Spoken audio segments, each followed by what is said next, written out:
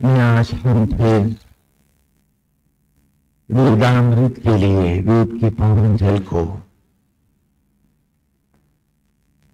पान करने के लिए एकत्र हुए हैं।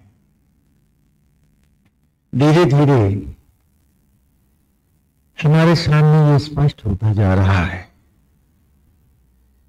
कि धर्म की धरती पर, धर्म रूपी धरती पर वेद की ऋचाओं के ही बीच पड़े हैं, जो नाना लीला ग्रंथों में धर्म की नाना शाखाओं में वृक्ष बनकर, पेड़ बनकर प्रकट हुए, उपजे हैं। जो सूत्र रूप में, बीज रूप में हमें वेद में मिला है, उसी का विस्तार हमने भगवान की लीलाओं में और नाना आदि ग्रंथों में पाया है। और हमारे सामने धर्म की एक स्पष्ट परिभाषा उभरने लगी है कि सनातन धर्म आत्मा को ही परमेश्वर मानता है, आत्मा जो घट घटवासी। और इस प्रकार धर्म ने जीव को आत्मा से जोड़ने के लिए कहा। ये हमने सभी ग्रंथों में देखा, वेद की ऋचाओं में जो हम पढ़ते आ रहे हैं, वही हम लीलाओं में भी देख रहे हैं।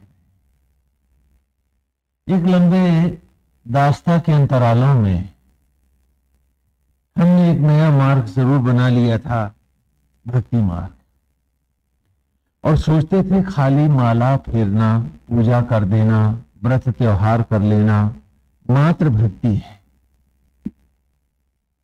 वही बैठे भक्ति है। लेकिन धर्म ने और इस ग्रंथ ने हमारे नेत्र खोले हैं, क्योंकि सनातन धर्म ने जो भक्ति मार्ग दिया है वो पूरी इबादत नहीं है, वरन वो भी एक पाठशाला के पाठ्यक्रम की तरह है, जिसे हम सीढ़ी सीढ़ी आगे बढ़ते हैं। भगवान श्री कृष्ण की जन्माष्टमी में भी हम लोगों ने ये कथा करी थी, और उसमें स्पष्ट हुआ कि पहले भक्त भगवान के एक रूप की कल्पना करता है, यही मूर्ति है। फिर उस मूर्ति को ही अर्पित होकर जीवन का संपूर्ण आचरण उसको अर्पित करता है, आचार व्यवहार सर्वस्व उसी को अर्पित करता है। ये समर्पण है। और पुनः उसी मूर्ति को सब में आत्मरूप देखता हुआ, श्री राम में सब जग जाने, सब में उसका भान करता हुआ, प्राणी मात्र से जो भी आचरण व्यवहार सेवा करता है, वो इस भावना से करता है कि मैं जो कर रहा हूं वो मूर्ति के प्रति है और उसी का निमित्त हूं। यही कृष्ण की लीलाओं में श्री राधा गोपियों को बतलाते हैं, और इस प्रकार वो बाल छवि को, भगवान की बाल रूप को धारण करती है। बाल छवि को इसलिए कि उसमें संसार नहीं, आसक्त जगत नहीं, विषय वासना नहीं, सुंदर है। अन्यथा जिसमें मन रीझ जाए, उसी छवि को आप नारायण की छवि बना सकते हैं। और इस छवि में या रूप में यह है कि इस रूप के सहारे वैतरणी पार हो गई तो मोक्ष है, न पार हुई तो ये रूप तो है। पुनः किसी श्रीमान परिवार में एक सुंदर बालक का बाल योनि अथवा मनुष्य की योनि तो है। इसलिए यहां मूर्तियों को लेकर के भी कभी कोई झगड़े नहीं। 33 करोड़ देवता है, नहीं समझिए। शायद उस समय इस भूमंडल की जनसंख्या, जिस समय ये विचार कंसीव किया गया होगा, तो मनुष्यों की जो जनसंख्या है सारे भूमंडल पर 33 करोड़ ही रही होगी। तो 33 करोड़ देवता हैं, अर्थात हर रूप में देवत्व है, आप सब देवता है। इसलिए मूर्तियों को लेकर कोई झगड़ा नहीं सनातन धर्म कि जिसके जो मन भाए वो मूर्त ले आए। तो गोपियों ने बाल छवि भगवान की बसाई है, और फिर जब लगता है कि अभी रूप नहीं उभर रहा तो दौड़ के फिर जाती है यशोदा जी के यहाँ। भगवान को अच्छा नहीं लगता है तो उन्होंने अगली पाठशाला की अगली कक्षा पढ़ाई भक्ति की। ये बच्चों का अपहरण हो गया, विस्तार से आपने कथा सुनी, केवल आज के प्रवचन को जोड़ रहे हैं कि जिससे कथा का उपक्रम कृष्ण की लीलाओं में वेद की ऋचाओं का भी विस्तार आप देखते चले। तो राधा से पूछते हैं कि भगवान ने अपने आप को नाना रूप में क्यों प्रकट किया, ब्रह्मा जी के मन में मोह क्यों हुआ था। तो श्री राधा बताती हैं कि इन्हीं की इच्छा से जो तुम्हारी आराध्य है, कि जब तुम बावली से उन्हीं के पीछे घूमती थी और अपने कर्तव्यों और दायित्वों का निर्वाह नहीं कर पाती थी, तो ये नारायण को अच्छा नहीं लगता।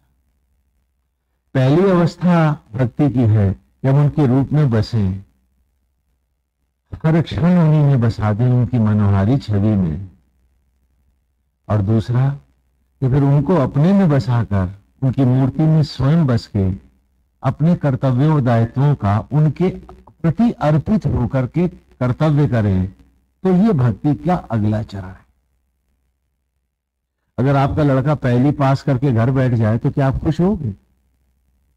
डांटोगे ना कि तुम्हें तो अभी बीए एमए करना है।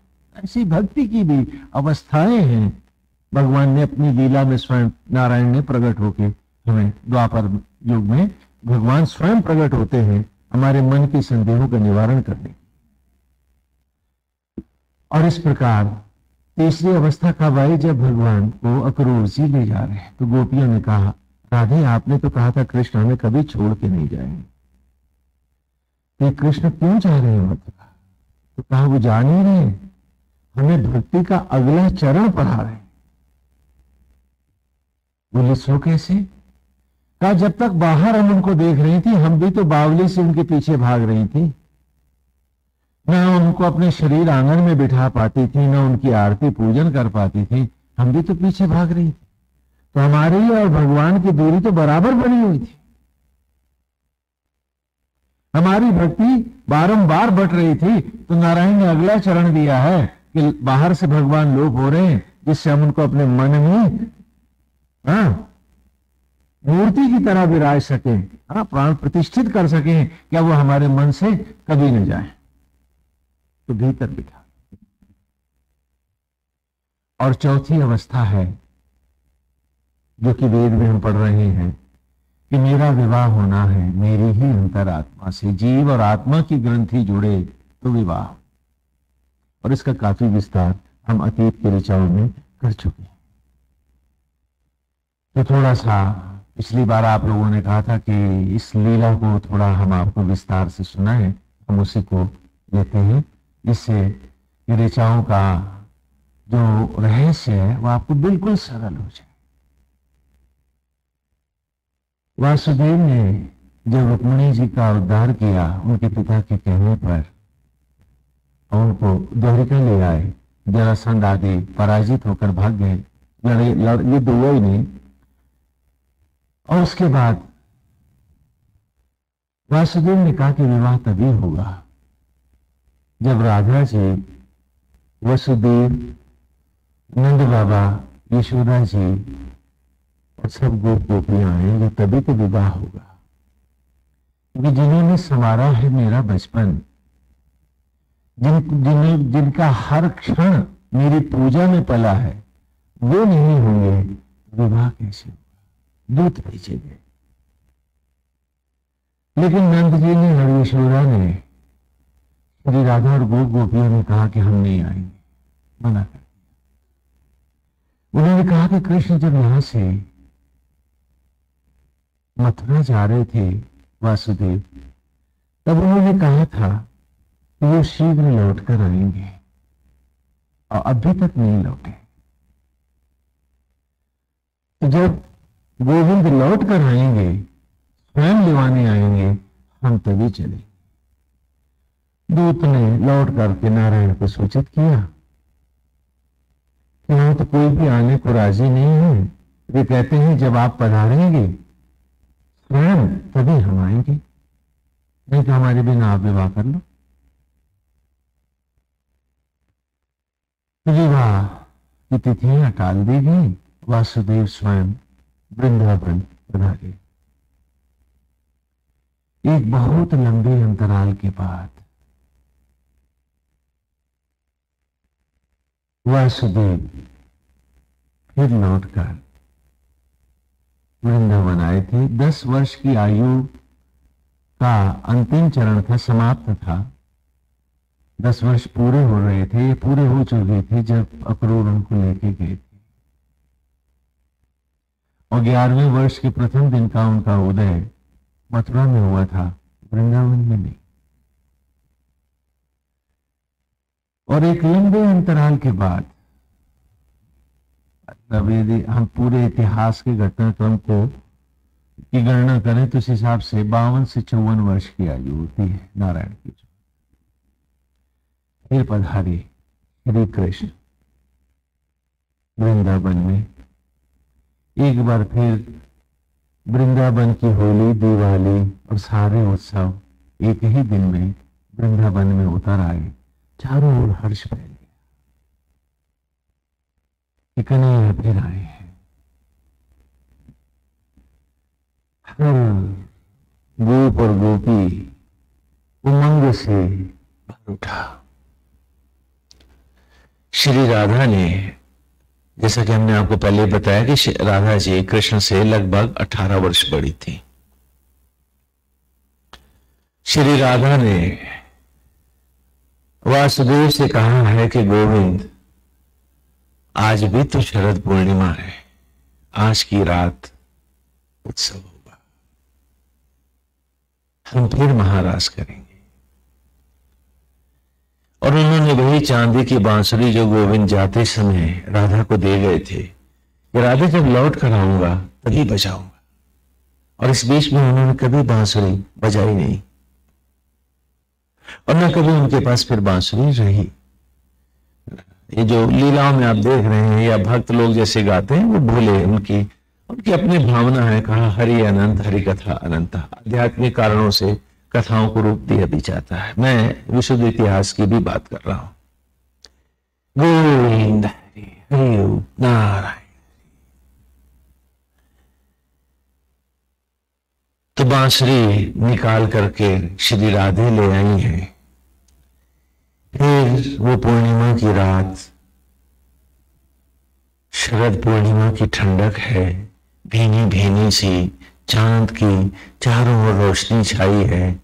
चांद एक थाल के जैसा आसमान पर चमक रहा है। सारे वृंदावन में एक विचित्र, एक अद्भुत आकर्षण सा उस चांद की किरणों में उतर आया है। वासुदेव ने बांसुरी बजाई है और गोपियां मस्त होकर नाच रही हैं। श्री राधा भी उनमें है, नंद और यशोदा है। आत्मा के साथ जीव का नृत्य होगा। श्री राधा ने इसी को महारास कहा है। क्षण फिसलते जा रहे हैं, सुध सबकी खो रही है। सबको लग रहा है कि वो वासुदेव के साथ झूम रहे हैं। और इसी लीला में कहते हैं कि गोपियों के तन कृष्ण में लय हो जाते हैं और वे निर्जीव शरीर गोपी चंदन में बदल जाते हैं। उन्हीं की स्मृति में आप लोग गोपी चंदन लगाते हैं। और श्री राधा कपूर की बत्ती की तरह, कपूर जैसे जलता है, ज्योति बनकर संपूर्ण कृष्ण में व्याप्त हो जाती है। पूर्णिमा का जब प्रभात होता है तो वासुदेव हैं, नंद और यशोदा हैं, न गोप है न गोपियां न श्री राधा। वासुदेव उन्हीं को लेके लौटते हैं पुनः द्वारिका की ओर। उसके बाद ही विदर्भ राज स्वयं पधारते हैं और अपना संपूर्ण राज्य कृष्ण को अर्पित करते हैं, जिसे वासुदेव नहीं स्वीकारते, और उन्हीं के छोटे बेटे को पुनः गद्दी पर बिठा देते हैं। तो इस प्रकार यहां भगवान वासुदेव एक ओर तो हमको एक लीला दिखा रहे और दूसरी ओर जीव और आत्मा का विवाह कब होगा वो रूपक भी दिखा रहे हैं। गोविंद की चाहत है वृंदावन की कुंज गलियां, गोप और गोपियां। तो जब तक मेरे विचार मुझसे बाहर भाग रहे हैं, मेरा आत्मा से अद्वैत कैसे होगा? तो यहां भगवान अपनी लीला में दिखा रहे हैं कि जब सारे गोप और गोपियां अर्थात हर इच्छाएं आध्यात्मिक अथवा जैसी भी केवल हरि अर्पित ना हो, लौट हरि में समा जाए, कि जब बाहर तेरी कोई चाहत ना रहे, हर ओर से तू अपने आप को समेट ले, विवाह तेरा तभी तो आत्मा से होगा। जब हर रूप तेरे भीतर चला है, तभी तो तू उस आत्मा गोविंद का सम्मुख पाएगा, और तभी तो वो प्रणय का सूत्र बढ़ेगा, और तभी तो गायत्री मंत्र का तत् सवितुर्वरेण्यम पूर्ण होगा। खाली मंत्र गाने से तो ठीक है, तेरा भला हो जाएगा, तुझे लड्डू मिल जाएंगे, लॉटरी निकल जाएगी, लेकिन ये क्षण भंगुर जगत की क्षण भंगुर उपलब्धियां ही तो रहेंगी। मरने पे कौन तेरे साथ जाएगा? जब तू वरेण्यम उसमें उसका वर्ण कर लेगा, उसे स्वीकार लेगा, तभी तो तेरा उद्धार होगा। और उसके लिए हर चाहत को बाहर से भीतर की ओर समेट के लाना है। और शरद पूर्णिमा सा मन को चांदी का थाल बनाना है। कोई धुआं नहीं, कोई संशय बाकी नहीं है। तो इस प्रकार हम देखते हैं कि वेद की ऋचाओं से ही उभरी हुई ये कथाएं भी हैं। आत्मा से मिलना है, आत्मा से अपने ही अंतर आत्मा से अद्वैत करना है, वरना विवाह अधूरा है। आप में से बहुत से पूछ सकते हैं मेरे से कि स्वामी जी फिर ये जो बाहर की शादी है क्या ये सच नहीं है? मेरा कहना है आप सबसे, ये सवाल अपने आप से पूछो, क्या ये सच है? क्या आपका ये विवाह पूर्ण है? क्या चिता की लकड़ियों पर आप बंट नहीं रहे हो? क्या वो फेरे आपको अलग अलग नहीं ले जा रहे हैं? पूछो अपने आप से। तो ये रिहर्सल नहीं तो सत्य कहां है? पूछो अपने आप से। ये पूर्वाभ्यास था, इसलिए कराया था कि अभ्यास करो, तुम्हें इसी प्रकार आत्मा से अपनी विवाह करना है। अगर ये सच न होता, बाहर का ही विवाह सत्य होता, तो आप दोनों की चिता एक साथ एक ही जगह न जली होती, एक ही लकड़ियों पर आप जोड़े से न लेटे होते। कुदरत ने इसे कब कहा कि ये सच है? आपके पास नेचर की भी तो एक मोहर चाहिए कि हां ये सही है क्या? पूछो अपने आप से। तो इससे भी स्पष्ट है कि ये बाह्य जगत नाटक का पूर्वाभ्यास है और अंतर जगत के मंचन है। You have to stage the act. इसीलिए यहां इस लीला में दिखा रहे हैं कि जब गोपियां और राधा संपूर्ण चाहत कृष्ण की कृष्ण में लौट के आए, तब कृष्ण का रुक्मिणी से विवाह हो। रुक्मिणी का अर्थ होता है, रुक माने सुंदर, मनोहर, ज्योतिषमय, जो स्वयं में प्रकाशित है। वो कौन है? मेरी आत्म ज्योतियां नहीं तो, जिनसे उभरते ये जीवन के क्षण है। तो मेरी आत्मा के साथ अद्वैत कब होगा? कृष्ण और रुक्मिणी एक कब होंगे? जब सारी गोपियां और श्री राधा व्याप्त हो जाएंगे।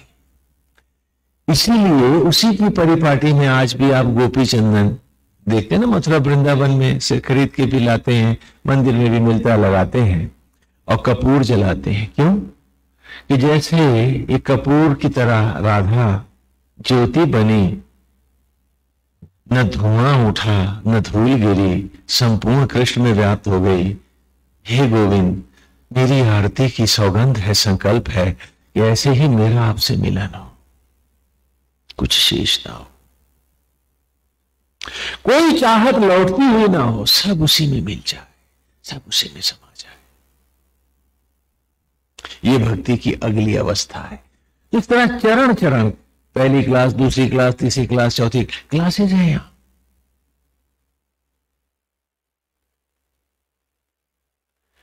और जिन्होंने बाहर ही कोई सत्य मान लिया, अर्थात जिनके लिए मिथ्या जगत ही सत्य हो गया, वो आगे सत्य खोजेंगे क्यों? और शायद इसीलिए गुरुकुल शिक्षा के जाते ही हम सब असत्य को ही सत्य मानकर भटक गए। हम भूल गए कि सत्य हमसे हट के कहीं और खड़ा है।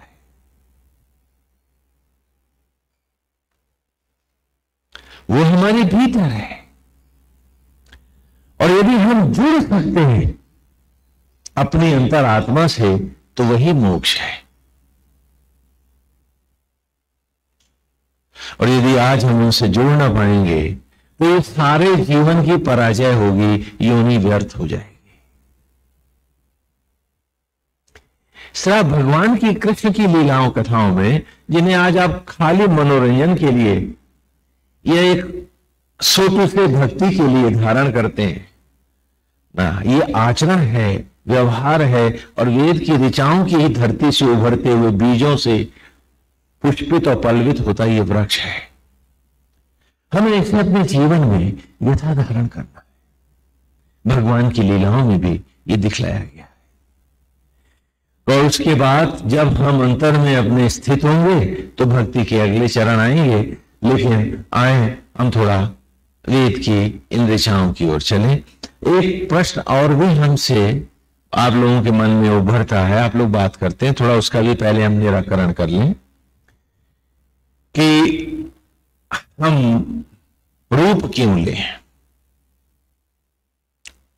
हम खाली प्रकाश का ही ध्यान क्यों ना करें, निर्गुण ही क्यों ना भजें। ये सवाल बहुत बार भक्त हमसे पूछते हैं, बाद में भी। तो देखिए, इस मनोविज्ञान को समझने के लिए हमें फिर श्रीमद् भगवत गीता में आना पड़ेगा। भगवान श्री कृष्ण ने कहा कि हे अर्जुन, अंत काल में जिसका जो ध्यान होता है वही उसका अगला कलेवर होता है, अर्थात आवरण होता है, शरीर होता है। तो हम हर भक्त को यह सजेस्ट करते हैं कि मनोवैज्ञानिक दृष्टि से भी तुम्हें एक रूप ऐसा लेना चाहिए जो तुम्हें अतिशय प्रिय हो और जिसमें तुम ढलना चाहो। अगर लग गया तीर, अर्थात तब पूरा हो गया तो मोक्ष है, और नहीं लगा, अधूरा रह गया, तो भी उसका रूप लेकर के किसी पवित्र श्रीमान परिवार में तुम्हें पूरे तप के साथ नया जन्म मिलेगा और तुम्हारा तप वहां से आगे बढ़ेगा। और यदि तुम्हारे पास कोई रूप नहीं होगा तो तुम उन अवस्थाओं में, जीव अवस्था में तुम अपना निर्णय नहीं ले पाओगे। तुम तड़पते हुए क्षणों में भटकता हुआ जीव किसी भी योनि को अंगीकार कर लेगा, कुत्ता हो, बिल्ली हो, छिपकली, जो भी हो। इसलिए रूप का होना बहुत जरूरी है, जिससे पार हो जाए तो क्या बात है, और रह जाए तो इतना निश्चय तो है कि रूप यही मिलेगा।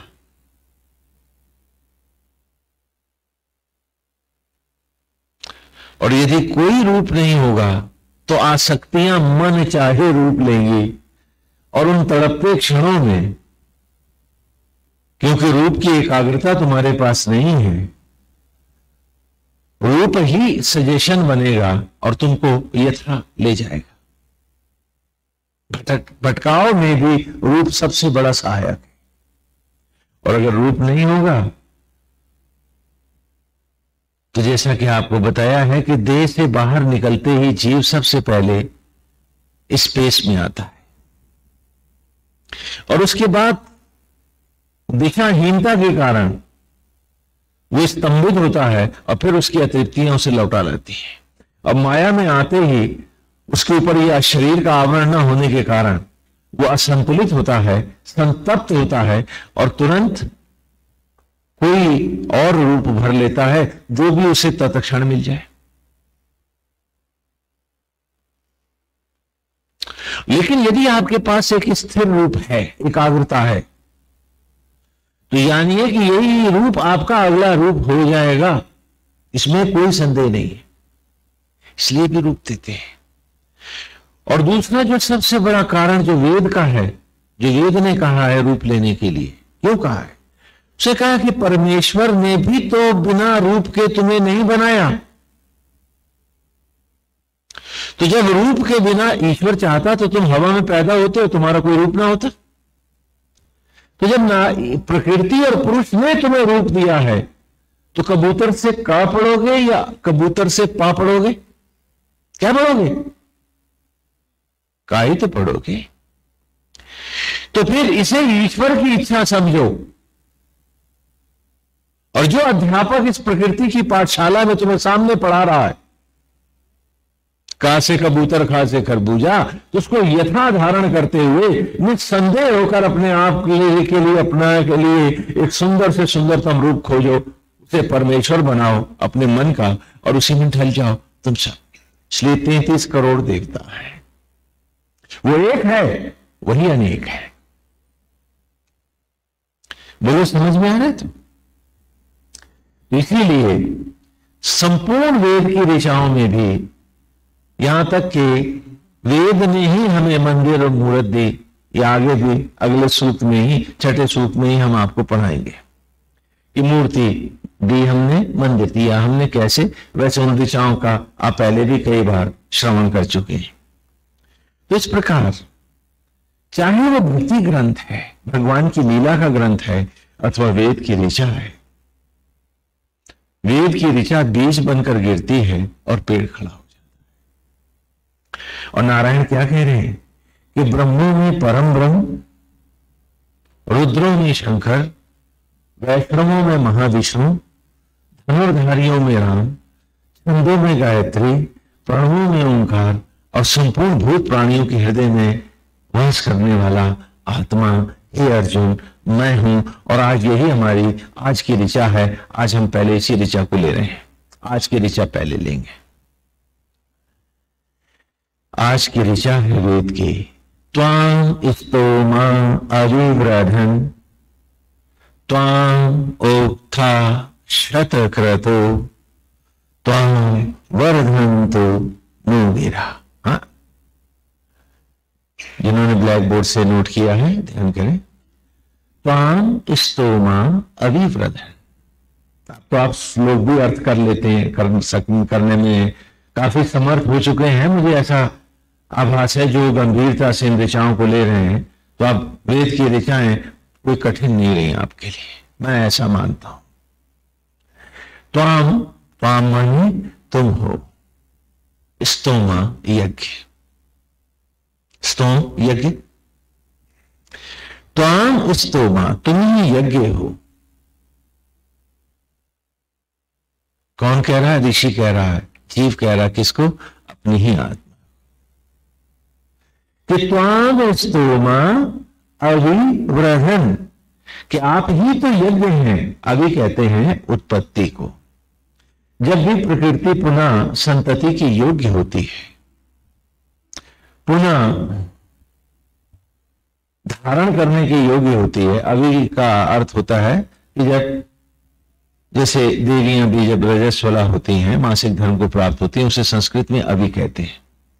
तो त्वाम स्तोमा अविव्रधन, आप ही तो उत्पत्ति के यज्ञ हो, आप ही तो उत्पत्ति की वृद्धि को करने वाले हो, तो आप ही तो विष्णु हो तथा लक्ष्मयी लक्ष्मी हो। वृद्धन माने वृद्धि को करने वाले। त्वाम उक्ता शतक्रतु, उक्ता कहते हैं वेद के स्तोत्रों को, वेद की ऋचाओं को। उक्ता जो सूक्त है, तो चारों वेदों में हर ऋचा ने आप ही को तो शतक्रतु अर्थात शतक्रता, शतक्रता प्रलयंकर रुद्र, प्रलय की ज्वाला, तो आदि शक्ति आदि ज्वाला आप ही को तो कहा है, और आप ही तो महाशिव हो, महारुद्र हो। त्वाम वर्धन्तु, और आप ही तो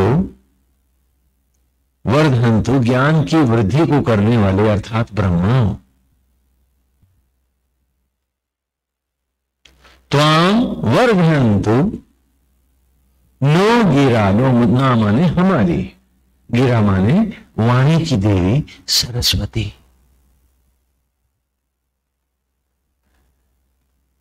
कि आप ही ब्रह्मा हो, आप ही सरस्वती हो, आप ही रुद्र हो, आप ही आदि ज्वाला आदि शक्ति हो, आप ही विष्णु हो, आप ही लक्ष्मी हो।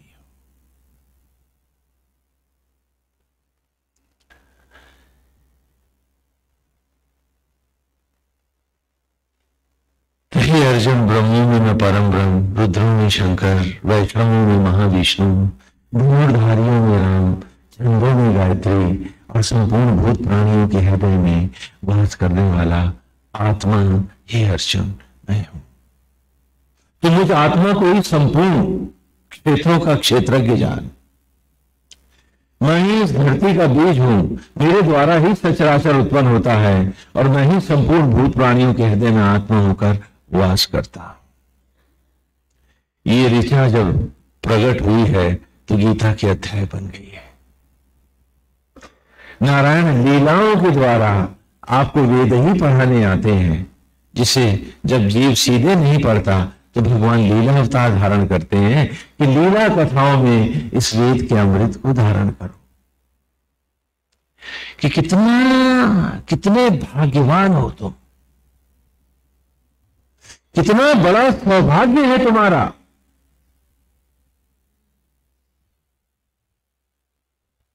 कि सचराचर का स्वामी, ब्रह्मा कहूं तो, विष्णु कहूं तो, लक्ष्मी कहूं तो, दुर्गा कहूं, हाँ, शंकर कहूं तो, पार्वती कहूं तो, जो कुछ भी कहूं, वो आत्मा बनकर तुम्हारे भीतर बैठा है। और फिर भी मानते हो कि तुम निर्धन हो, कल रोटी कैसे चलेगी तुम्हारी? इसीलिए तो बाहर भटक रहे हो। इतना बड़ा खजाना, इतना बड़ा ऐश्वर्य हम सबके भीतर रखा है, और हम एक समय के भोजन को चंद मट्टी के टुकड़ों के लिए हम भटकते फिरते हैं। जीवन के क्षणों का विनाश करते हैं, और इस मनुष्य की योनि को नष्ट करके आवागमन में भटकने चल देते हैं। पूजा भी कर रहे हैं तो क्या है कि इस क्षण भंगुर जगत में हमें अमुक वस्तु जो मेरे साथ नहीं जानी, बस वही मिल जाए, पूजा भले चली जाए मेरी सारी, बदले में ये दे जाता।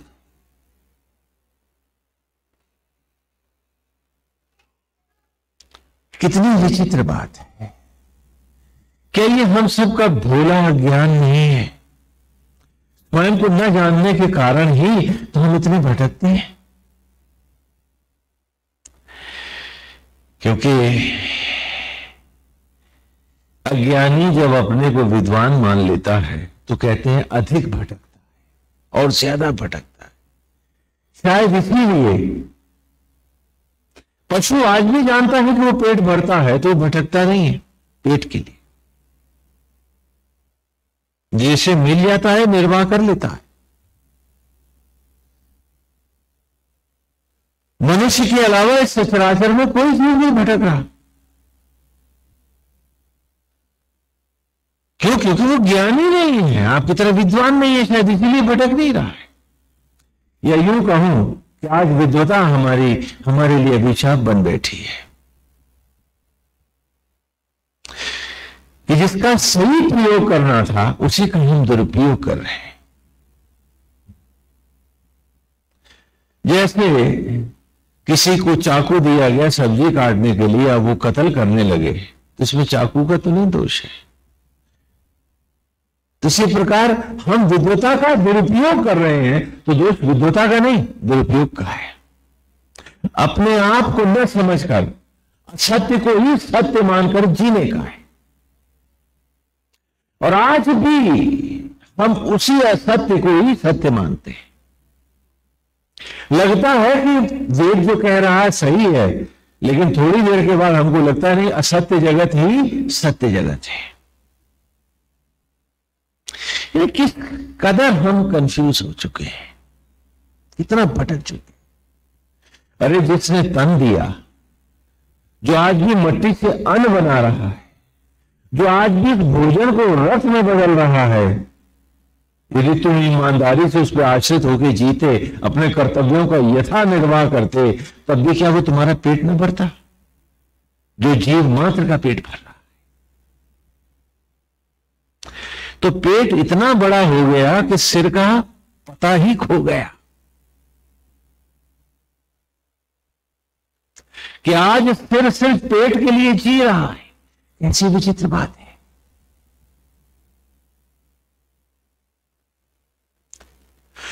और पेट की खातिर हम झूठ बोलते हैं, हम बेईमानी करते हैं, हम लोगों को ठगना चाहते हैं, हम भेदभाव में ही रहना चाहते हैं। काहे के लिए? पेट के लिए। अपने सिर को काटने में हमें कोई लोक लज्जा नहीं है, अपने जीवन के सिद्धांतों को तोड़ने में हमें कोई शर्म नहीं आती है। कैसी विचित्र बात है। हाँ, जबकि कोई भी पशु सर नहीं काटता है, जी लेता है। और हम ये हैं कि हम अगर ऐसा नहीं करेंगे तो स्वामी जी कल की जिम्मेदारियां कैसे निभाएंगे हम? भगवान मर गया है, तुम सब भगवान हो, इसीलिए तुम्हें चिंता है ना, जिम्मेदारियां कैसे निभाओगे तुम? जबकि एक सांस एक धड़कन का पता नहीं, वो न दे तो श्रीमान आप फिर सो, क्या कर लोगे आप? लेकिन इतना ही बात को भी ईमानदारी से हम लेना नहीं चाहते हैं, ईमानदारी से धारण नहीं करना चाहते। जबकि सृष्टा आज भी बंधा है, आपकी सेवा कर रहा है। एक लीला कथा भगवान वासुदेव की सुनाते हैं हम आपको। हाँ, बाण लीला। आप सबने सुना है ना कि श्री कृष्ण को बाण लगा था।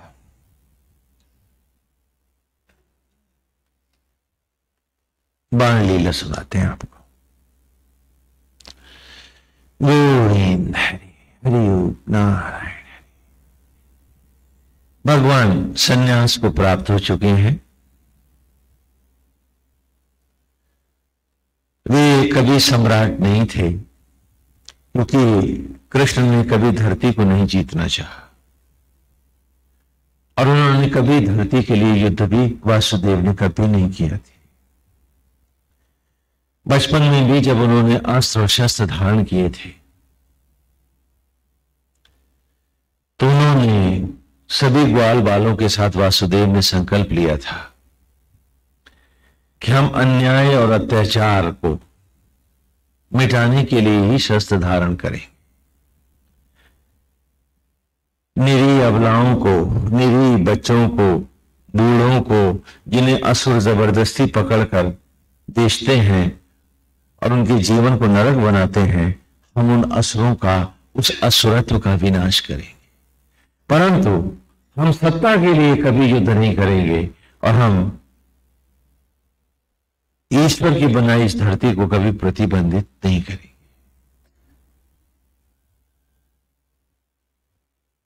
तो इन्होंने एक सुधर्मा सभा बनाई थी जिसका अध्यक्ष सभी लोग चुनते थे और श्री कृष्ण अध्यक्ष होते थे। उपरांत उन्होंने जब संन्यास ले लिया तो उनके पुत्र प्रद्युम्न ही सुधर्मा सभा के अध्यक्ष हुए। भगवान वासुदेव देविका के तट पर 3 नदियां हैं, कल्पना करें, तीनों बराबर से बह रही हैं। देविका, हिरण्या और सरस्वती का महाप्रयाग है, सागर के किनारे पर है ये। आज भी वो स्थान वेरावल पोरबंदर के पास है, आप लोग चाहें तो देख सकते हैं। अब बड़ा अद्भुत दृश्य है, 6000 वर्ष पहले की घटना है और आज भी वो स्थान यथावत है, उसने रूप नहीं बदला है। लगता है कि जैसे वो क्षण आज भी धरती का वहां आकर स्थिर हो गया। एक इतना लंबा अंतराल गुजर जाए और सारा दृश्य ज्यों का त्यों स्थिर खड़ा रह जाए। प्रकृति भी उस क्षण को समेट के रखना चाहे अपने पास, बड़ी विचित्र बात है। देविका, हिरण्या और सरस्वती 3 नदियां हैं। इन तीनों के तट पर मूल द्वारिका बसी हुई थी।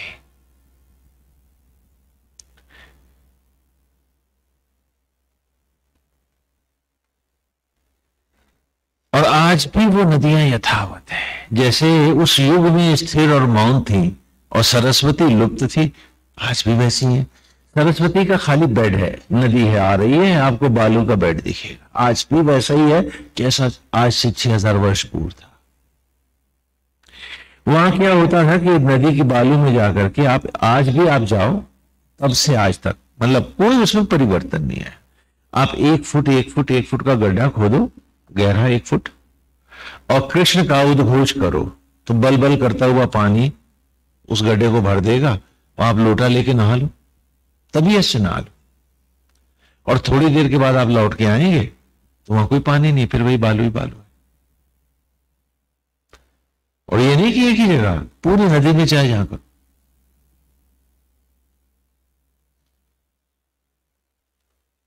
वो नदी लुप्त है लेकिन दृश्य, ये विशेषता है वहां की। तो देविका के तट पर भगवान वासुदेव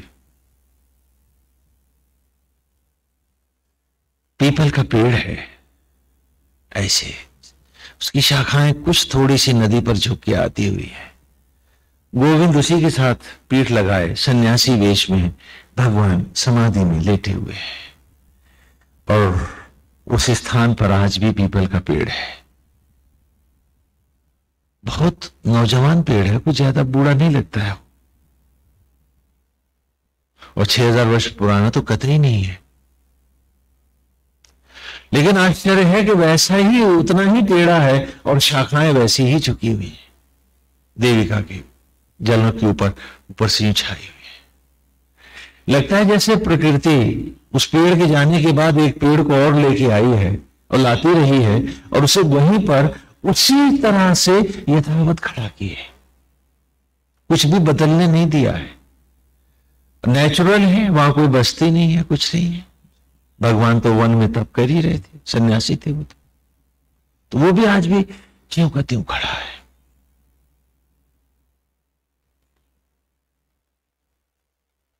बड़ा अद्भुत दृश्य है वहां का। देविका वैसे ही मौन थिर गंभीर है, हिरण्या में भी लहरें नहीं उठती हैं, और सरस्वती वही बालू का अंबार है, अदृश्य। इसी के तट पर 6000 वर्ष पूर्व इतिहास ने एक करवट ली थी। ये वासुदेव देविका के तट पर तप कर रहे हैं, समाधि में है। रात्रि भोर की ओर जा रही है अभी अंधेरा और छुटपुटा है, तो उस तपस्वी की देह से अद्भुत कांतियां और ज्योतियां प्रकट हो रही हैं। अंधेरे में भी उनके अंग सुंदर शोभा को प्राप्त हैं। एक नीलाभ ज्योतियां प्रकट होती हैं उनकी देह से। दूर से एक बहेलिया अंधेरे में देखता है, उसकी निगाह टखने पे पड़ती है तो उसकी चमक को देख के समझता है ये तो हरिण है, ये तो हरिण है, हिरन है। और ऐसा सोच करके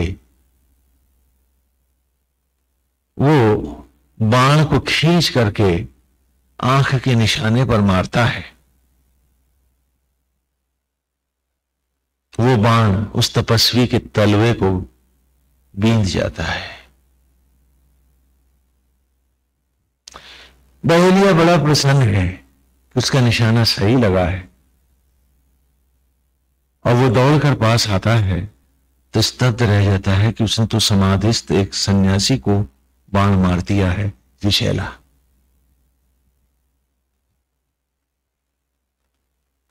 रोने लगता है।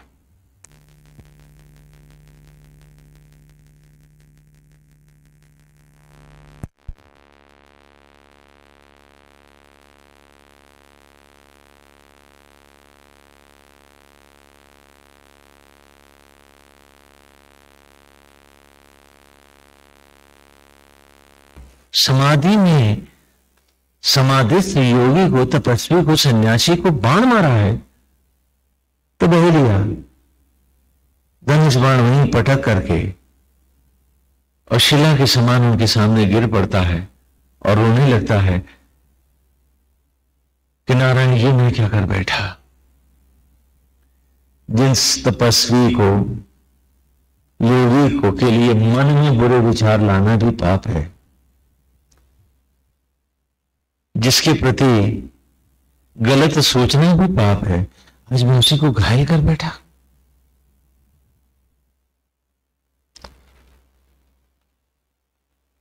वो रोने लगता है और उनके चरणों पर गिर जाता है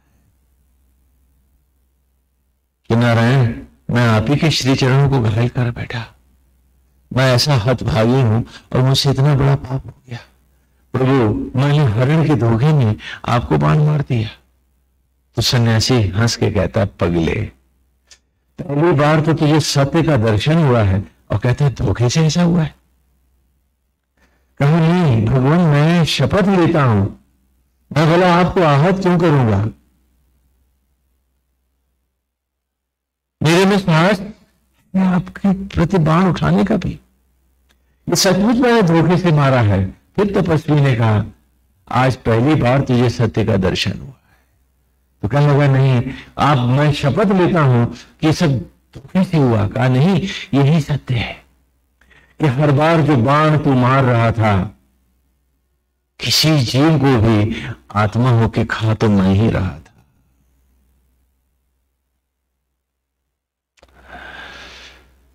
भ्रम तेरे तब थे जब बाण मार रहा था तू हरिण को और सोचता था तूने हरिण मारा है।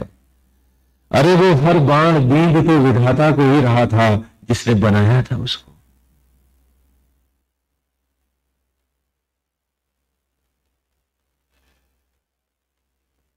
आज तुझे पहली बार सत्य का दर्शन हुआ है। जा, अब किसी को घायल मत करना।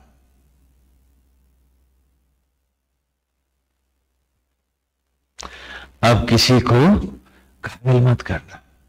और बाण सिर्फ कमान से ही नहीं चलता है, शब्दों के बाण भी उतना ही घायल करते हैं। तो किसी को ऐसा कुछ मत कहो जो दूसरों को घायल करे। उसमें तुम्हारी शोभा नहीं, तुम्हारा निकृष्ट प्रदर्शन है। ये कितनी घटिया हो तुम।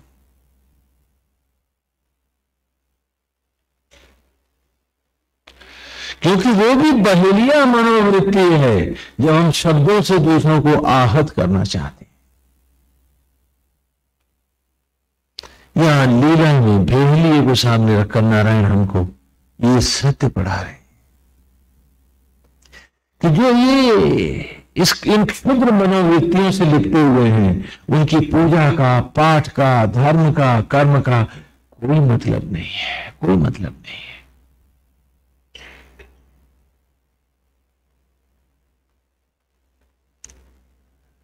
बेहलिए से कहा, अंधेरा छट रहा है, तू पहले ही यहां से चला जा, जिससे कोई देख न ले तुझको।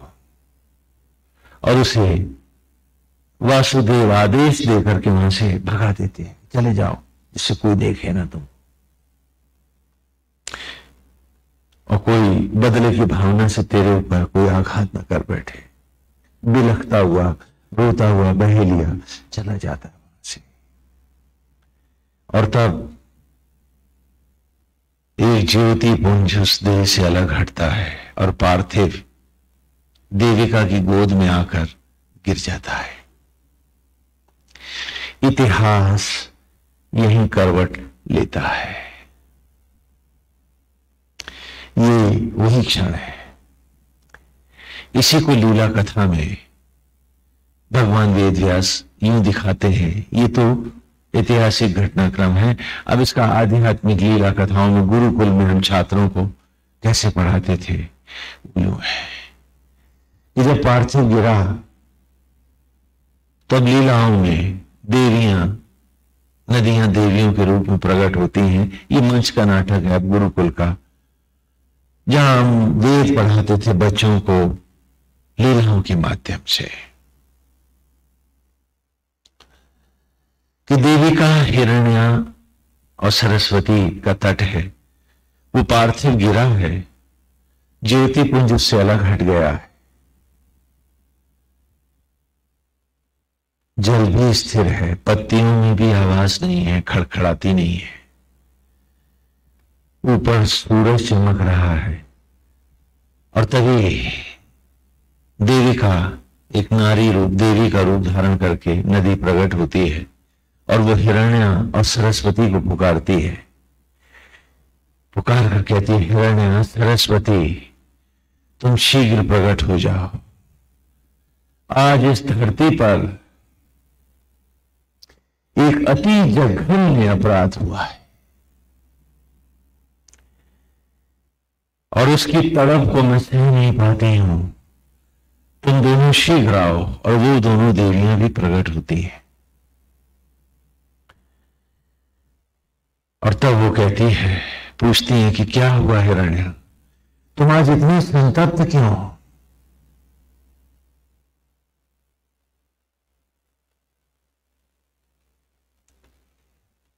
तो देविका कहती है कि जिस तपस्वी को, ऋषि को, जिसके लिए मन में भी कुविचार लाना अपराध है, पाप है, आज उस तापस की देह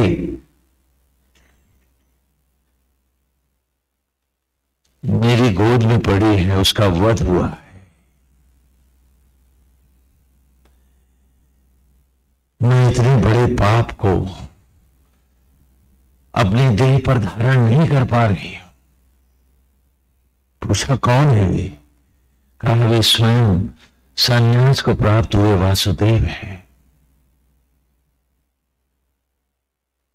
तो तीनों नदियां संतप्त हो जाती हैं और पुनः वे आवेश को प्राप्त होती हैं। और तब देविका ने कहा, हिरण्या, सरस्वती, आज ये संपूर्ण धरती मेरे द्वारा अभिशप्त होगी।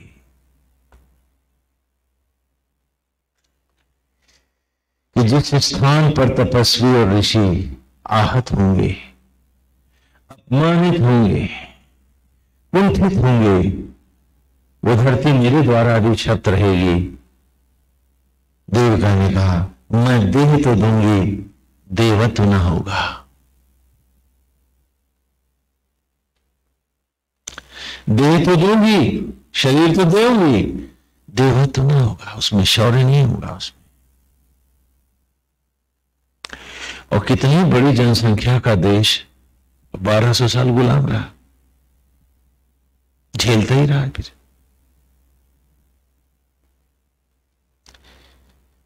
हिरण्या ने कहा कि देविका,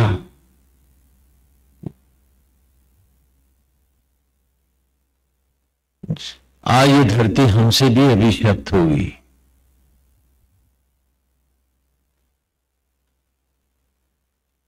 आ ये धरती हमसे भी अभिशप्त होगी। उसने कहा दे तो दूंगी, देगा तो नहीं होगा।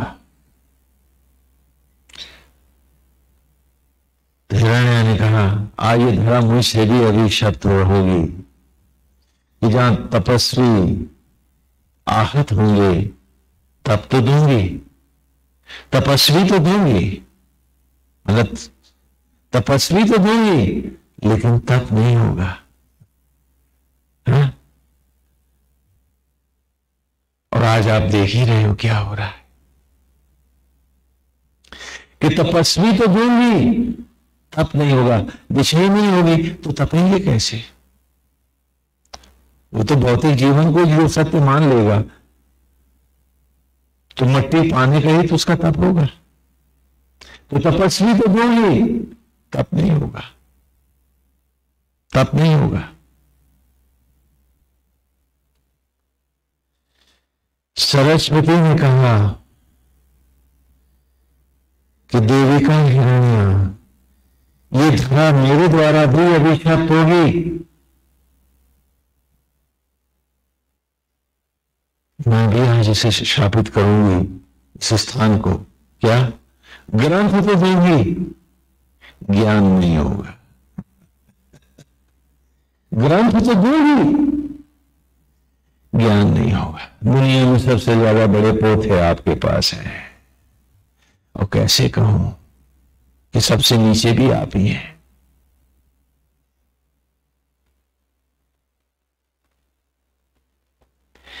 और जब तीनों नदियां श्राप दे लेती, यहां आप लीला में ही, नाटक में ध्यान रहे, तभी भगवान चतुर्भुज महाविष्णु प्रकट हो जाते हैं और वो पुकार कर कहते हैं हिरण्य, देविका, सरस्वती, तुमने भी क्या किया? तुमने धरती को श्राप क्यों दे दिया? क्या तुम जानते नहीं कि बहेलिया और कोई नहीं, स्वयं धर्मराज थे? और जब धरा मोहवश मुझे छोड़ नहीं रही थी और मैं भी उसी के प्रेम पाश में बंधा हुआ था, ठीक है, तब सभी देवताओं ने धर्मराज से कहा कि नारायण से कहो कि लीला समापन के क्षण तो समाप्त हो चुके हैं, अब लौटे ना। तो धर्मराज ने कहा कि मैं नारायण को आदेश तो नहीं दे सकता, उनके चरणों में ही तो प्रणाम करके उन्हें सचेत कर सकता हूं। तो बहेलिया बनकर स्वयं धर्मराज ने वो बाण मुझे सचेत करने के लिए मारा था। तुमने धरती को श्राप क्यों दे दिया?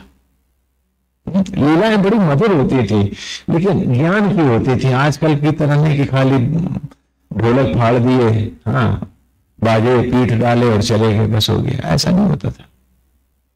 बड़ा गुरु गंभीर रहस्य बड़ा सरल करके दिखाते थे उस युग में। कहीं जानते हुए भी धर्मराज था और उसने मुझे सचेत किया था लौटने के लिए, तो तुमने धरती को शापित क्यों कर दिया? तो तीनों देवियों ने प्रणाम किया महाविष्णु को, चतुर्भुज भगवान नारायण को। कहा नारायण, आप कौन सी लीला कर रहे थे तब? तो भगवान ने कहा सन्यासी की। तो कहा हमने भी तो लीला में ही श्राप दिया है नारायण, कि जब जब सन्यासियों के साथ ऐसा होगा, तपस्वियों के साथ ऐसा होगा, वहां वहां वो धरती है हमारे लिए। हमने भी तो सत्य की प्रतिष्ठा करी है, लीला आपने करी तो लीला हमने भी करी, इसमें गलत क्या है? तो विष्णु कहते हैं परंतु देविका हिरण्य सरस्वती, क्या तुम जानते नहीं कि तुमने लीला में भी जो श्राप दिए हैं ये लगे तो मेरे को ही हैं। ये तीनों श्राप तुमने धरती को थोड़े ना दिए हैं, इसे तुमने विधाता को दे डाले हैं। तो तीनों ने हाथ जोड़ के प्रणाम करके कहा कि नारायण इसीलिए तो दिया था, आप हमको छोड़ के कहां जाओगे? और उसके बाद भगवान वेद व्यास की गूंजती वाणी गुरुकुल में, हाँ, रहस्य लीलाओं के रहस्य का अंतिम चरण में स्वयं वेद व्यास पधारते थे सुनाने के लिए। और इस प्रकार मेरे प्यारे बच्चों, ये देविका ही देवकी है, ब्रह्म ज्वाला है जो मां बन के हम सबको रूप देती है हर देह में, गर्भ में। हिरण्या ही यशोदा है जो तन का श्रृंगार देती है, और सरस्वती ही ये विद्या और ज्ञान की धारा है जो जीवन को उद्देश्य से परिपूर्ण करके धन्य करती है। तो गुरुकुल में प्रवेश करने वाले छात्रों के लिए इस लीलाओं के द्वारा वेद व्यास हमको बताते थे, जो अगले क्लासेस में, जैसे आप लोग ग्रेजुएशन में जाते हैं तो वैसे वहां आचार्य होता था और ऐसे पद होते थे ना, है ना। तो अगली वहां सत्र में जाने वाले छात्रों के सत्र की पूर्ण विराम की ही लीला होती थी। हाँ, तो इसलिए देह को देवत्व दो, ग्रंथ मत लागना गुरुकुल के, ज्ञान का आचमन करना, और दिखावा नहीं, एक तपस्वी बन के दिखाना। तो जिस दिन तुम आत्मा से अद्वैत करोगे उसी दिन तो ईश्वर जो आत्मा होकर तुम्हारे भीतर बैठा है इन तीन शापों से मुक्त होगा, क्योंकि तुम्हें मोक्ष दिए बिना आज ईश्वर भी तो मुक्त ना होगा। इसीलिए तो भगवान कहते हैं कि हे अर्जुन, जितने जन्म तेरे हैं उतने ही मेरे हैं। हे निष्पाप, तू उन जन्मों के ज्ञान को प्राप्त नहीं होता क्योंकि तू आवागमन के प्रवाह से लौटता है, और मैं योग माया से प्रकट होता हूं, इसलिए मेरा ज्ञान, मैं आत्मा हूं, लुप्त नहीं होता। लेकिन जब तक तू भटकता रहेगा मैं भी तो हाथ जोड़ के तुझे लादता फिरूंगा। हाँ, तो इस प्रकार वेद के करो गंभीर सूक्ष्म सत्य को लीला कथाओं के द्वारा दिखाना, यही भगवान वेद व्यास की अनुपम लीलाएं हैं और कृष्ण की कथा की रहस्य।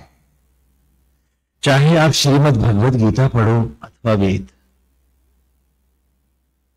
से ही उभरते हुए इस ज्ञान को बाद में कालांतर में आपने संप्रदायों में बट के लिया, लेकिन नहीं, वेद ने आरंभ में ही आपको सचेत कर दिया था। पहली दिशा में चले, अगलिं ईले पुरोहितम यज्ञस्य देवं ऋतविजं भूतारं रत्नधातम, कि अग्नियों का अधिपति, प्रलय का देवता महाशिव और आदि ज्वाला आदि शक्ति, पुरोहितम संपूर्ण सचराचर को तत्वरूप ज्ञान रूप प्रकट करने वाला ब्रह्मा, और इसी से सरस्वती सरस ज्ञान देने वाली, उनसे उत्पत्ति, हाँ, तो ऋतविजन, उन्हीं बिंदुओं को सृजन के द्वारा जीवंत खिलौनों में लौटाने वाला विष्णु, और लक्ष्मी लक्ष्मी, ये कौन है? यज्ञस्य देवम, इस शरीर रूपी यज्ञशाला की आत्मा होकर यही तीन अक्षर ही जोड़कर एक आत्मा है, अधिष्ठित देव है। आ उ मा ऊम है। भूतारम रत्नधातमम, जो तुम पर न्यौछावर कर रहे हैं जीवन की स्वर्णिम उपलब्धियां, जीवन के अमूल्य क्षण, कीले, इस आत्मा से अद्वैत करना ही मनुष्य की योनि है, मनुष्य का धर्म है। और क्योंकि वो न्यौछावर कर रहा है जीवन के क्षण तुम पर, तो उसके बांक पर न्यौछावर होकर जीना ही सत्य की राह है। यदि उसने सांसों और धड़कनों की कीमत मांगी होती तो हम भी छल से, बल से, तथा कथित एक परिवार के लिए समाज को नोच लेते, मान लेते कि धर्म का काम है। लेकिन जब आत्मा न्यौछावर है, सांसों के क्षणों की कीमत नहीं मांगता है, तो जो न्यौछावर होकर नहीं जिया वो भक्त कैसा? भक्त बहुत ऊंची अवस्था है। माला फेरना, पूजा कर लेना कोई कोरा ये भक्ति भाव नहीं है। हम सब धोखा देते हैं अपने आप को।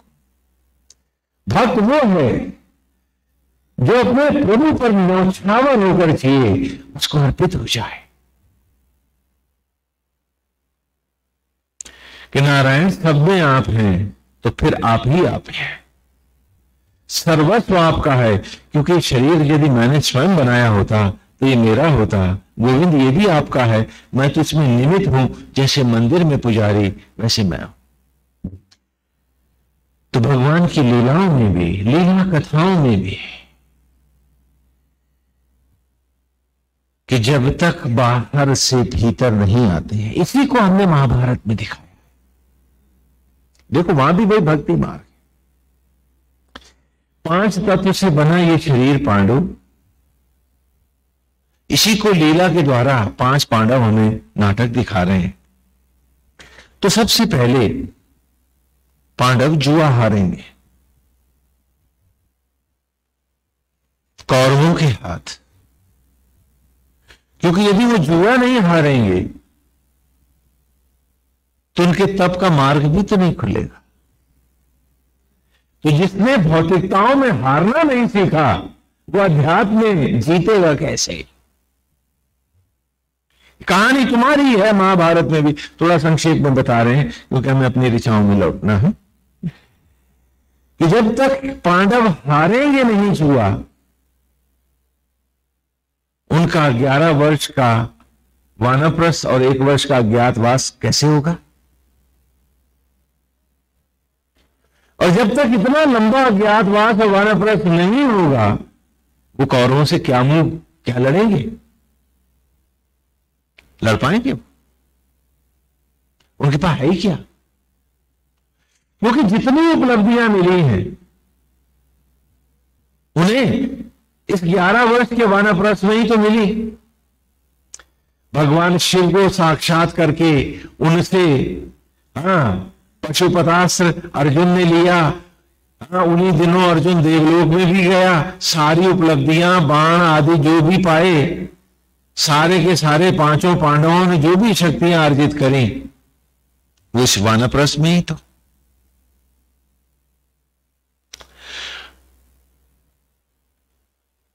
और जब तक हम भौतिकताओं को जीतने का मन बनाए रहेंगे, हम भीतर कैसे जाएंगे?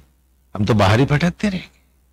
तो पांडव जुआ हारे हैं, ये पांडवों का कल्याण है।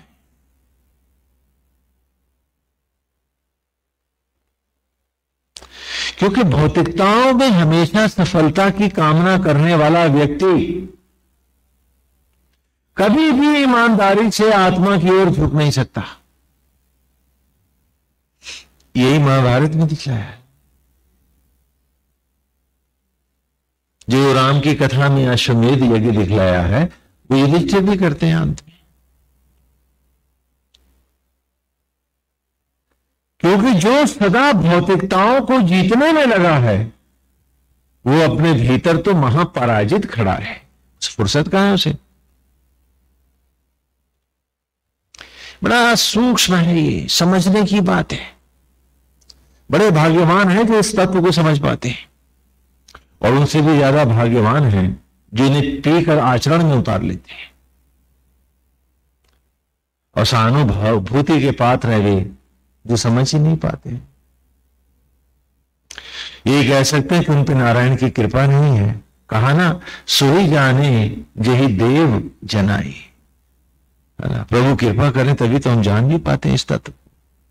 ये उनकी अतिशय कृपा है कि हमारे समझ में आ रहा है, हम समझ पा रहे हैं। और ये हमारी हम पर कृपा होगी यदि हम उसको अपने जीवन की राह बना लें। तो नारायण की कृपा से हम समझ तो पा रहे हैं, अब हम अपने पे कृपा कब करेंगे, ये हमें अपने आप से पूछना है हम सबको। तो 12 वर्ष का, 11 वर्ष का वानप्रस्थ तो 1 वर्ष का अज्ञातवास है पांडवों का। और इसी में द्रौपदी का मिलन है, और इसी में उनके राजाओं के साथ संबंध हुए हैं, और इसी सामर्थ्य के साथ लौट करके उन्हें कौरवों को अर्थात भौतिक वासनाओं को अंतिम रूप से पराजित करना है कि धृतराष्ट्र भी पराजित खड़ा हो, वक्त भी हार जाए और तू अमृत पाए। और भगवान राम की लीला में भी नारायण ने कहा था कि वे सरयू में प्रवेश करेंगे अर्थात सन्यासी होंगे जानकी। तब अश्वमेध यज्ञ की कथा विस्तार से हम लोगों ने जानी। हाँ, अभी भी फिर वो महाभारत में दिखा रहे हैं कि वो श्याम कर्ण वाला अश्व आना चाहिए अश्व शब्द का अर्थ है आ माने रहित और श्वा माने अतीत मृत। जो अतीत से रहित है वो क्या है? अश्व है। अश्व माने नित्य, और नित्य कौन है? आत्मा। तो आत्मा में मेद करने का नाम था अश्वमेध करना, लेकिन पता नहीं कालांतर में घोड़े कैसे दौड़ाने लगे हैं। हाँ, उन्होंने अश्व माने घोड़ा, तो उनका लाओ एक कथा गढ़ दी जाए। कुछ इस प्रकार भी कथाओं का लीलाओं के रूप में चयन हुआ है। कभी फिर इस विषय को हम विस्तार से लेंगे। इस नित्य आत्मा में मेद करना अर्थात संन्यास को प्राप्त होना, उसे हम क्या कहते हैं? अश्वमेध यज्ञ करना। और पांडवों ने भी जैसे ही अश्वमेध यज्ञ किया तो क्या वो गद्दी पे बैठे रहे? स्वर्गारोहण भी चलती है, यही होता था। अश्वमेध यज्ञ के बाद भगवान राम भी सरयू में प्रवेश करते हैं। तो राजाओं को जीतने का यज्ञ अश्वमेध होता है, अथवा राजपाट का त्याग करके नित्य आत्मा में मेद करके चक्रवर्ती सम्राट अर्थात सन्यासी होना अश्वमेध होता है। ये समझने की बात है। राजा को चक्रवर्ती हम कब मानते हैं? जब उसका कोई शत्रु ना हो। तो जब तक वो सन्यासी नहीं होगा तब तक वो राजेश्वर कैसे होगा? वो सम्राट कैसे होगा? चक्रवर्ती कैसे होगा? हाँ, कि जिसके आसपास उसका कोई शत्रु ही ना रहता हो, वो तो सन्यासी होता है। क्योंकि सन्यासी हत्यारे में भी राम देखेगा, तो हत्यारा उसकी हत्या करके भी तो पराजित होगा। तो इसलिए जब तक वो सन्यास को नहीं जाएगा वो चक्रवर्ती सम्राट कैसे होगा? और वैसे भी जो तृप्तियों और इच्छाओं को अपनी में जीत पाया वो चक्रवर्ती कैसे होगा? कहानी कि चाह गई चिंता मिटी, चाह गई चिंता मिटी, मनुआ बेपरवाह, जिनको कछु न चाहिए सो शाहन के शाह। ये कोई कविता नहीं है, ये यथार्थ है।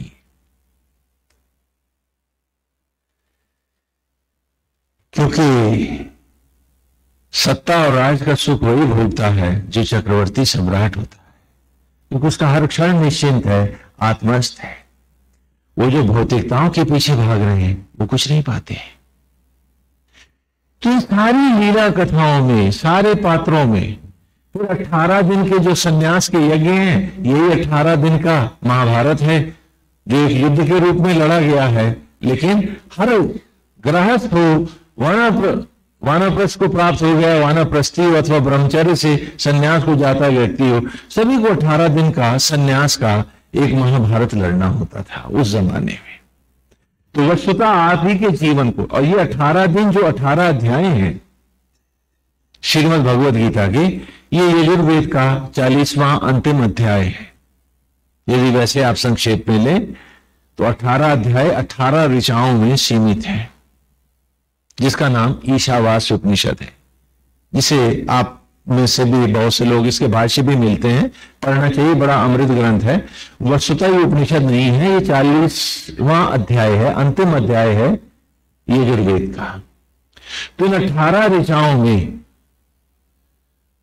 को हमने 18 पर्वों को 18 अध्यायों में संकलित किया है, और 18 अध्यायों को भी 18 ऋचाओं में यजुर्वेद की संकलित करके हम सन्यासी को देते हैं, और ये सन्यासी की जो 18 ऋचाएं हैं उसका जीवन हो जाती है। और इस प्रकार अलग अलग सूक्त से, अलग अलग ऋषि से भी हर व्यक्ति सन्यास लेता था, जरूरी नहीं। इसलिए जितने ऋषि हैं वे सारे सन्यास को देने वाले हैं जो तपस्या के समय आप लेते थे। इसीलिए वेद की ऋचाओं में हम व्याकरण नहीं रखते। जैसे पिछले रविवार की हम ऋचा लेते हैं, ध्यान करें, पिछले रविवार को जो हमने ऋचा ली थी, क्योंकि पहले उसका केवल प्रकृति में विस्तार दिखाया था। ये ऋचाएं क्या हैं? ये स्वप्रेरणा है। नहीं समझे आप?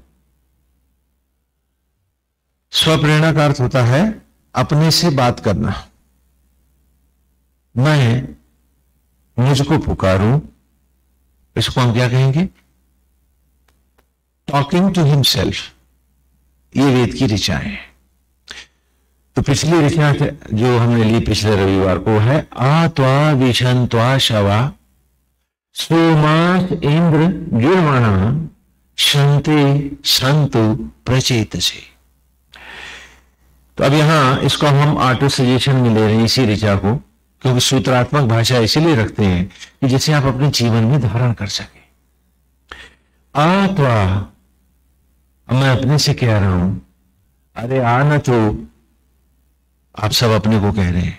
आत्वा आतो विश्वं त्वा शवा, हाँ, संतप्त और जड़ होते जीवन के इन क्षणों को देख। अरे बैठना पास अपने, देख अपने आप को। ये संतप्त जीवन के क्षण, ये मुर्दा होती जिंदगी, मृत हो गया ये अतीत तेरा, क्यों नहीं देखता तू इसे? Look at it.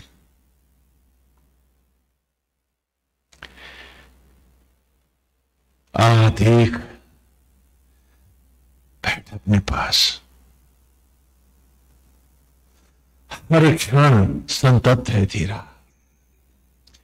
इसकी चिंता, उसका लोभ, उसका मोह, उसकी पीड़ा, उसका छींटा, उससे लेना, उसको देना, ये शांत है, संतप्त है जीवन तेरा। देखना अपने आपको। और शवा जड़ हो रहा है। वो हर दिन जो बीत गया शिला सा धरा पर ही तो पड़ा है, राख हो गया है। नहीं क्या? पूछ अपने आप से। ये वेद है, ये बाण से भी पहना है, तलवार की धार भी इसके सामने कोई मायने नहीं रखती। अगर तू ईमानदार है तो उठा इस ऋचा को, पूछ अपने आप से।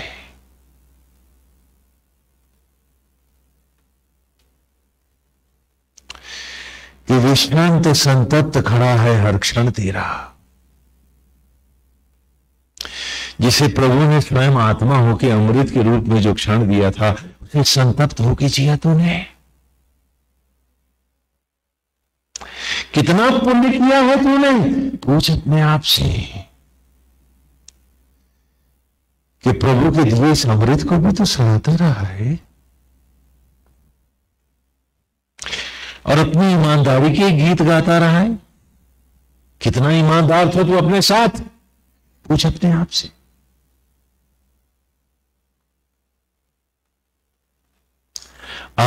त्वा विषं त्वा शवा। अरे जिंदगी के अमूल्य क्षण थे, हर दिन वो जो गुजरता रहा वो मरता रहा, संतप्त रहा और जड़ हो गया। एक क्षण भी तो तू गोविंद का ना हुआ। कितना पुण्य कमाया तूने? पूछ अपने आप से।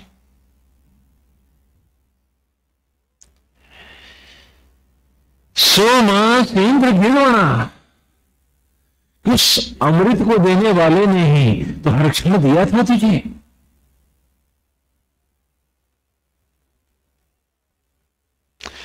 गुरु मंत्र की तरह भी मंत्रित करके एक एक क्षण तुझे देता रहा, एक एक सांस तुझे देता रहा। अब मंत्रों से जीवंत करके भस्मी को ही तो मनुष्य बनाया था उसने, और तू मनुष्य को भस्मी बना रहा है। पूछ अपने आप से, पूछ अपने आप से कि कितनी सच्चाई और ईमानदारी से जिया है रे तू। पूछ अपने आप से। और क्या आगे भी ऐसे ही जिएगा?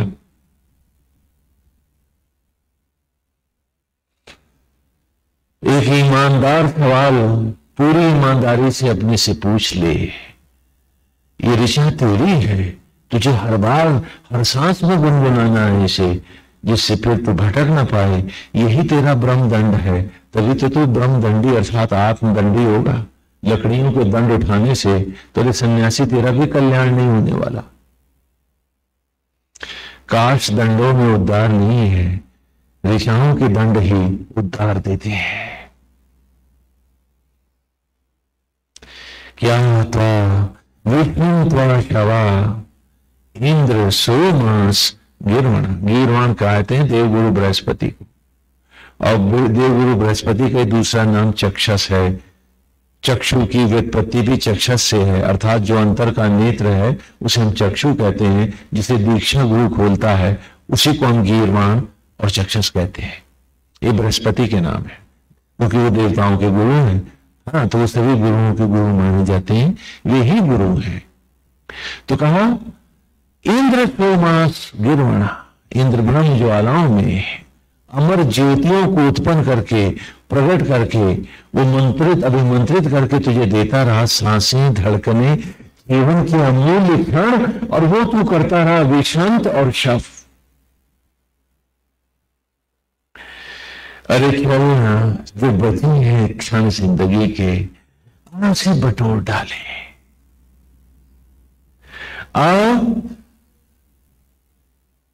मैं अपने से कह रहा हूं, तुम सब अपने से कह रहे हो, क्योंकि वेद की ऋचाएं हैं, स्व प्रेरणाएं हैं, ऑटो सजेशन है, टॉकिंग टू हिमसेल्फ, अपने से की हुई बातें हैं, अपने से खाई हुई कसमें हैं, ये भीतर की राह है।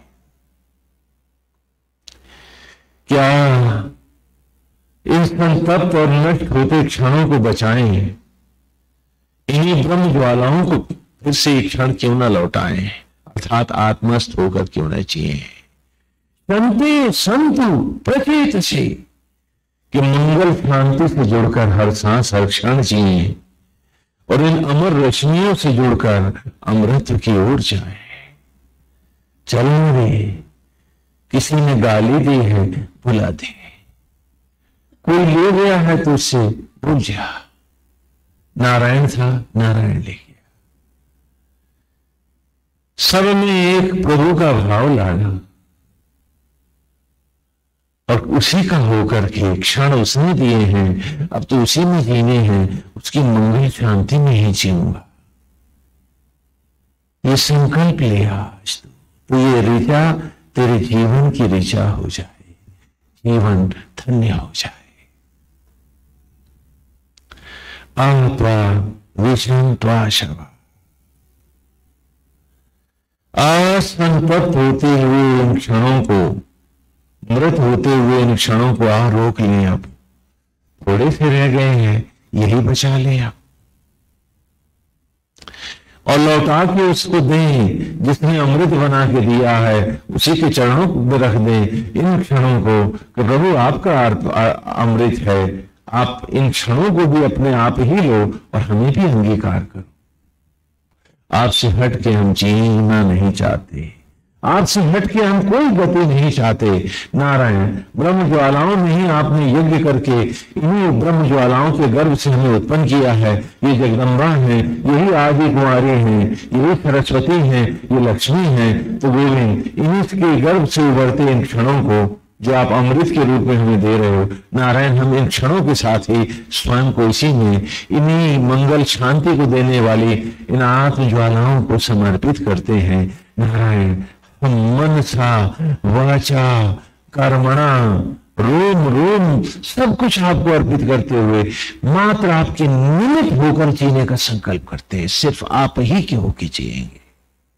हे आराध्य मूर्ति, हे गोविंद, हम सिर्फ आप ही को अपना सर्वस्व मानेंगे, शरीर को भी आपका दिया हुआ उपहार जानेंगे। आप ही की धरोहर है, ये इंद्रियां आपका आभूषण होंगी। नारायण ये जीव अब सिर्फ आप ही में बसेगा, गोविंद आप ही का हो कीजिएगा।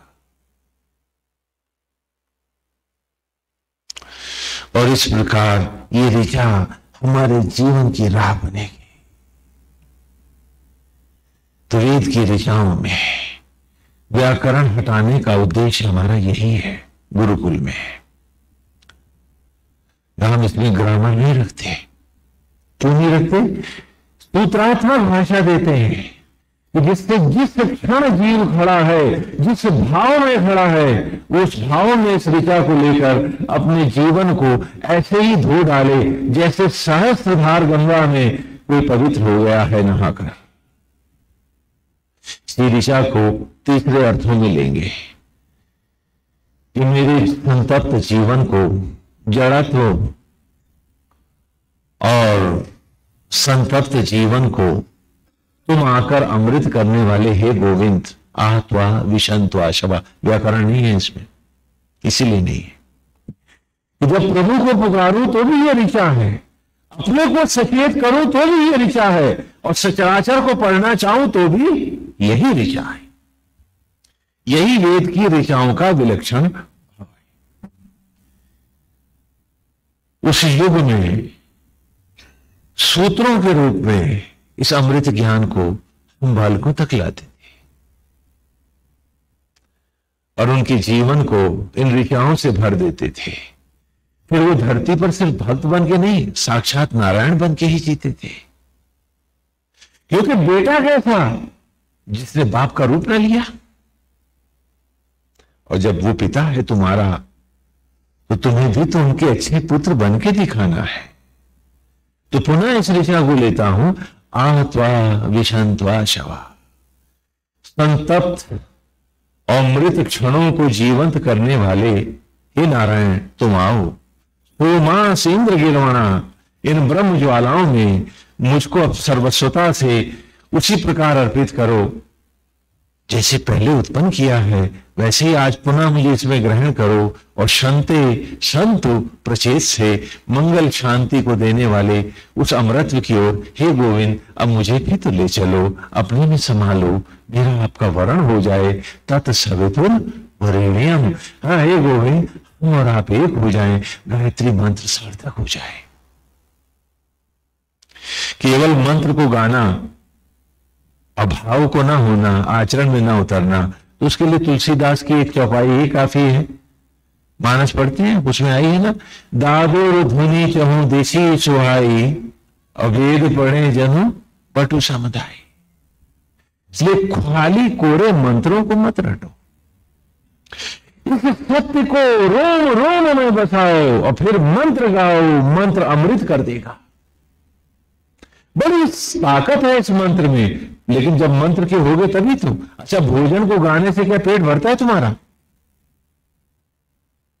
भोजन को खाने से पेट भरता है ना। तो उसी प्रकार जब तक मंत्र को भोजन के रूप में ग्रहण करके तुम आत्मस्थ नहीं होगे, ये मंत्र तुम्हारा कल्याण कैसे करेगा? मंत्र उसी के साथ तो ईमानदार होगा ना जो मंत्र के साथ ईमानदार होगा।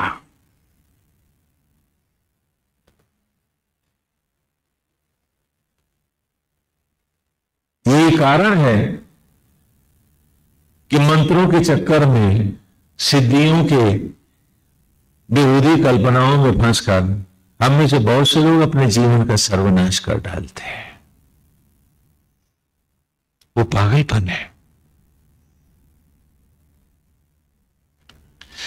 वो तो और भी घृणित आसक्त जीवन में लौटने की इच्छा है तुम्हारी। क्यों? तुम सिद्धियां क्यों पाना चाहते हो? जिससे दूसरों पर अपना प्रभाव जमा सको। तो तुम संसार से छूटना चाहते हो या और फंसना चाहते हो? बोलो।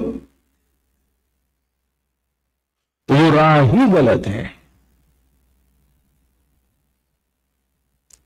अज्ञानी जन उस मार्ग पर जाते हैं, ज्ञानी जन कभी ये रास्ता नहीं लेते। इसलिए राधा जी ने भी उद्धव से कहा था कि उद्धव जी, जिन्हें आप सिद्ध करना चाहते हैं, अरे आप उन्हीं में व्याप्त क्यों नहीं हो जाते? लोटा कहे कि मैं सागर जयी हो जाऊं, यही तो है तुम्हारा सिद्धियों को पाना। कि वो तो अनंत है, अविनाशी है, असीम है और तू क्षणभंगुर। यदि तू लोटा जो है उस सागर में जा गिरे तो तू भी सागर हो जाए। तो सिद्धियों को सिद्ध नहीं किया जाता, उनमें स्वयं को तिरोहित किया जाता है। वे तो माताएं हैं।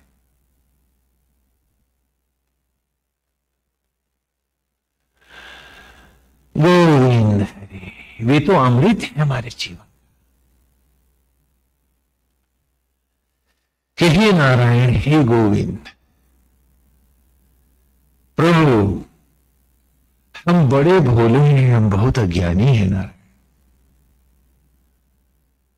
हम ऐसे इतने अज्ञानी हैं कि गोविंद पूजा करते हैं तो कहते हैं भगवान आपका हमारा काम ये कर दो। तो भगवान पूछता है कि तू मेरा भक्त है या मैं तेरा भक्त हूं, आदेश तू मुझे देगा या मैं तुम्हें। तो गोविंद हम तो इतने मूर्ख हैं, वासुदेव हम तो इतने अज्ञानी हैं कि हम हर बार आपसे कहते हैं कि आप हमारा ये काम भी करा दो। आपसे ये नहीं पूछते कि नारायण ये काम हमारे लिए उचित है या नहीं। प्रभु जो उचित समझो वो करो, सर्वज्ञ आप हैं, अल्पज्ञ मैं हूं और मैं आपको आदेश दूं।